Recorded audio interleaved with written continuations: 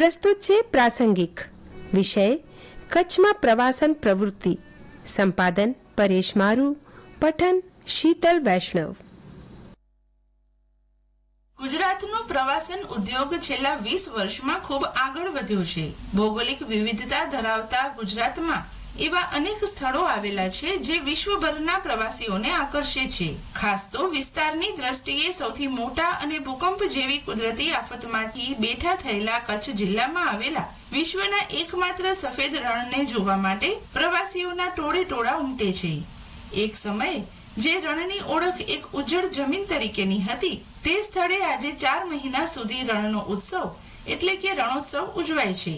કચ્છની કળા, ભાતીગળ સંસ્કૃતિ, મહેમાન ગતિ, પરંપરા, સંગીતનો સંગમ ધરાવતા કચ્છ રણોત્સવને વૈશ્વિક સ્તરે ઓળખ મળી છે, તેનો શ્રેય ગુજરાતના તત્કાલીન મુખ્યમંત્રી અને ભારતના વડાપ્રધાન નરેન્દ્ર મોદીને જાય છે. તેમણે 2005માં શરૂ કરેલા કચ્છ રણોત્સવથી ગુજરાતના પ્રવાસન ઉદ્યોગને તો વેગ મળ્યો જ છે, સાથે તે અનેક લોકોના આર્થિક અને સામાજિક વિકાસનું પણ માધ્યમ બન્યું છે.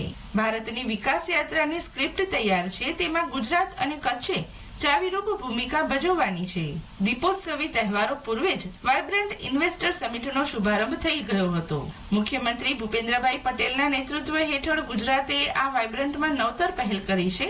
અત્યાર સુધી વાઇબ્રન્ટ સમિટ ફક્ત ગાંધીનગર મહાત્મા મંદિર પૂરતી સીમિત રહેતી. આ વખતે રાજ્યના 4 ભાગ પાડીને સ્થાનિકે આયોજન થયા છે. વાઇબ્રન્ટ ગુજરાત સમગ્ર દેશ માટે દીવાદાંડી પુરવાર થઈ છે. સમૃદ્ધ ગુજરાત સમૃદ્ધ રાષ્ટ્રનો ગેટવે છે. ગુજરાતના દરેક ક્ષેત્રની પોતાની વિશિષ્ટતા છે, સામર્થ્ય છે. ઉત્તર ગુજરાત મસાલા અને ડેરી પ્રોડક્ટની ભૂમિ, સૌરાષ્ટ્રમાં મશીન ટૂલ્સ, લઘુ ઉદ્યોગો ને સિરામિક ઉદ્યોગના વિકાસની ભરપૂર તકો છે. તો કચ્છ પ્રવાસન, સજીવ ખેતી ઉત્પાદનો, હસ્તકળાથી સમૃદ્ધ છે. વળી દુનિયાભરના મહાકાય ઉદ્યોગ ગૃહો કચ્છમાં ધમધમતા થયા છે, જેથી પ્રવાસનને પણ વેગ મળ્યો છે. વિદેશ પરની નિર્ભરતા ઓછી કરીને પોતીકી ક્ષમતા પીછાણી તેને વિશાળ પ્લેટફોર્મ પૂરું પાડવાનું વિચાર બિંદુ વાઇબ્રન્ટના કેન્દ્રમાં છે. કચ્છમાં ઈશ્વર કૃપાએ વધુ એક ચોમાસું સારું ગયું. આ ધરતી હંમેશ પાણીની પ્યાસી રહી છે. કચ્છી જણ પાણીની કિંમત સમજે છે. લગાતાર સારા ચોમાસા ઉપરાંત કચ્છે છેલ્લા 2.5 દાયકાથી ઔદ્યોગિક વિકાસ જોયો. હવે ગ્રીન ઉર્જા અને માળખાકીય ક્ષેત્રે કચ્છ નવી છલાંગ લગાવવા જઈ રહ્યું છે. રોડ રસ્તાનું નેટવર્ક મજબૂત બની રહ્યું છે, એ સાથે રેલવે લાઇનનો કચ્છમાં વિસ્તાર થઈ રહ્યો છે.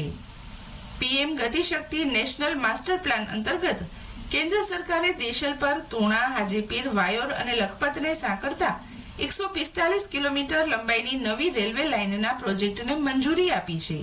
આ પરિયોજનાથી પશ્ચિમ કચ્છના વિકાસનો નવો સૂરજ ઉગશે. કચ્છના ખનિજ ઉદ્યોગ અને ખાસ તો પ્રવાસન ઉદ્યોગને જબ્બર ફાયદો થશે. કચ્છ હવે એકમાત્ર જિલ્લો ન રહેતા દેશ માટે ઉર્જા મથક બની રહ્યું છે. દિવાળી વેકેશન સાથે કચ્છમાં પ્રવાસન ધમધમવા લાગ્યું છે. દીનદયાળ પોર્ટ ટ્રસ્ટ અને બીજા દાતાઓના સહકારથી ગ્લોબલ કચ્છ સાથે રહીને ભૂખી તથા કાસવતી નદીને પુનર્જીવિત કરવાનો મહત્વાકાંક્ષી પ્રકલ્પ હાથ ધરવામાં આવી રહ્યો છે. સાથે કચ્છમાં આવતા પ્રવાસીઓ 12 માસ આવતા થાય એ પ્રકારની માળખાકીય સુવિધા વિકસે, રૂટ તૈયાર થાય એવા ઉમદા હેતુસર હોસ્પિટાલિટી એસોસિએશન સાથે રહીને પ્રવાસન કોન્ક્લેવ પણ યોજવામાં આવી રહ્યા છે. સર્વાંગી વિકસિત કચ્છ, સશક્ત અર્થતંત્ર, શુદ્ધ આબોહવા, સમૃદ્ધ પર્યાવરણ કચ્છનું સપનું છે.